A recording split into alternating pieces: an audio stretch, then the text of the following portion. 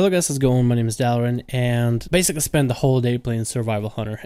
And this spec is something that I really wanted to try out, so I got up as early as I could in the morning. Actually got up pretty early to play WoW and spend a good amount of time playing it. I haven't done that since Pandaria days. Even Warlords General, I never spent as much time, which I think is a good thing for Legion. But this spec got me very much interested because I wanted to figure out how do you play survival effectively on the beta. It's a spec that is brand new. It is the melee hunter bring back from like the vanilla days, and it is a spec that it specializes in traps and has a lot of hype burst. As I played the spec, I got my own opinions of it, and basically want to make a video for anybody who is planning on playing Survival Hunter. These are my first impressions. These are my impressions as somebody who plays Rogue. I am the player who enjoyed the playstyle of Rogue for Legion, all three specs. I really enjoyed the ranged hunters. I enjoyed demon hunters a lot, so that's something to tell you. But maybe there's a pattern in all this, but let's get on to the first impression of Survival Hunter after playing it through the streams and after playing it through plenty of a day of just flat out survival gameplay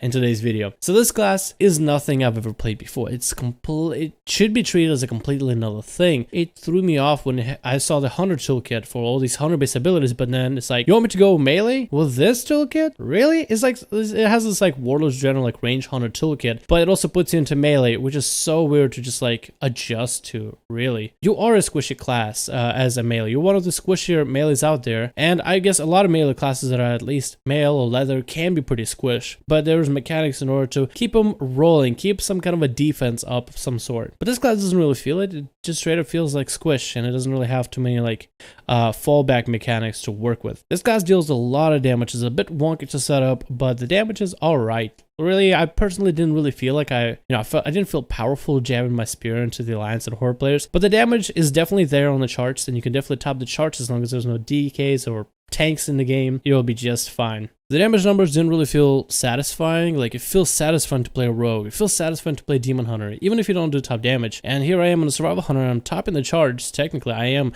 at the very top of the ladder, and I just don't feel that I'm that powerful. It doesn't feel like whenever I'm getting a 1v1 situation or 2v1 that I'm making a huge impact. I have damage, but it's not a damage that just like sways someone's health just like from full to none or anything crazy like that. If it's just like extra side damage that kind of helps score the kills, it's not like hits for a million or whatever. The class defensives are very low. You gotta heal for 2 minutes, and an aspect of the turtle, which is your deterrence, every 2.6 minutes. The change to disengage is now it's a harpoon, and basically it's a charge-based ability. It'll reach your target for 3 seconds, and then you'll pull yourself to your enemy after you harpoon at them, and that's basically it. You don't really have a disengage mechanic as a play on words. You don't really have a way to get out of a fight, really, besides that one heal that you have and aspect of the turtle, which is basically your deterrence. You don't have too many capabilities of just like completely just taking yourself out of the fight, so you kind of gotta play in a very different fashion that you would expect of a hunter, which can easily get out of a fight once things get terrible. This class is a hybrid of range damage and melee damage for the burst, so it'll be very powerful for PvE and have a really very interesting playstyle for PvP. Lots of range capabilities before you go into a fight, so once you're in there, you are either destroying people or getting destroyed. There's, again, one thing as I mentioned is no ways to get out of a fight, and that is something I really just want to emphasize on. There's a lot of classes that have capabilities to get out of a fight. Even a Death Knight I feel like has a better capability to get out of a fight. Let's say it's a team battle, a Death Knight will grip the enemy to them. Instead of like say a warrior who would charge into enemy fields, things get bad, warrior can leap away. If a rogue shadow steps into the enemy fields and gets focused on, he can vanish away. As a survival hunter, you don't really have that, so you're not going to be the guy to charge forward into a target. Most of the times when you are charging, you're trying to take advantage of the damage that you have, and basically just trying to get the enemy as low of health as possible and just trying to burst him down a single go. So the way you will play is basically you would have your ranged abilities and traps where you basically are testing the waters. You would throw your grenades, you would throw your traps and see how low enemy's health is and see if the healer's paying attention. Maybe you would run up, throw a trap on a healer, throw some damage on a target, then harpoon at them and deal as much damage as you can, take advantage of opportunity. But you're not really like a warrior or anything like that, where a warrior can literally just run in, start dealing damage. If things get hairy, he just leaps out. Kind of like as a survival hunter, you gotta pick your fights beforehand, or you get destroyed really quickly. The weapon itself, the artifact weapon, it's a stationary channel ability, a monk-like fist of attack with your spear. It works well as a good finisher for your burst, and basically you would go in and you would spam at your mongoose bites, which is the main way of burst mechanic, and then because you generate charges of mongoose bites afterwards, you also then just use your artifact weapon, channel at your enemy, and it will use up the stacks of that channel in order to apply extra damage. It's not the greatest artifact weapon, so you only have few uses for it compared to some of the other classes out there, but it would would be basically like your finisher. Like if you just cannot finish the enemy off by the end of it all, that's basically how we would finish them off using the artifact weapon. The artifact weapon is pretty straightforward as in its talents and its builds. It has only a few key mechanics that keep the spec running. Harpoon and heal cooldowns.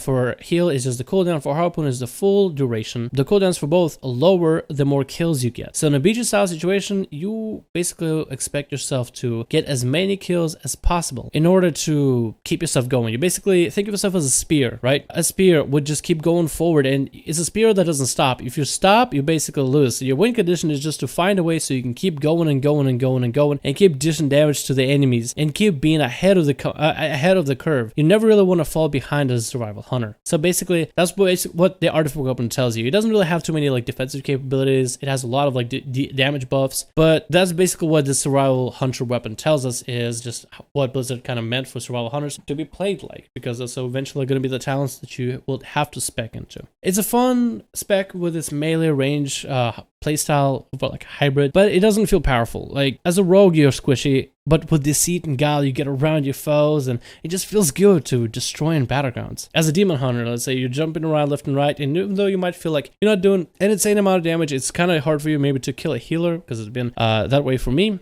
First I'm playing demon hunter, but this spec definitely does score in numbers. It definitely does do it. It just doesn't feel quite as powerful, I guess is the best way to put it. It doesn't feel super strong, super effective. It is definitely effective. Like once you look at the numbers, you're like, wow, I dealt that much damage? I couldn't tell. So that's the kind of the situation I ran into a lot of times. So besides being a very squishy kind of class, you don't really feel the impact of your damage in most cases, which I guess can be alright. I don't really consider it as a good thing, because then it's like the playability and the amount of fun I'm having with it is kind of like limited. But you know, to each is their own, really. The spec is not for hunters. I don't really think the spec is for anybody who plays a hunter, because if you played a hunter like me, you're just gonna get straight up confused. The spec is for anybody who plays melee and hasn't really played a hunter, or is just fresh off the mind, just freshly wiped all the information they had of hunters, and can play the spec like as if they never played a hunter before, because the hunter toolkit throws you off completely. It just feels so weird. This spec is definitely going to be great for arenas, as it is the only spec that utilizes traps. So ice trap is given to this spec. So for arenas, it's going to be great. This spec also has a silence mechanic for healers to put up a pre-silence ability. So if they cast a spell, that means they're silenced. So you can combo that together. So this spec is going to definitely see some arena play. It definitely deals a lot of burst damage. With the dedicated healer,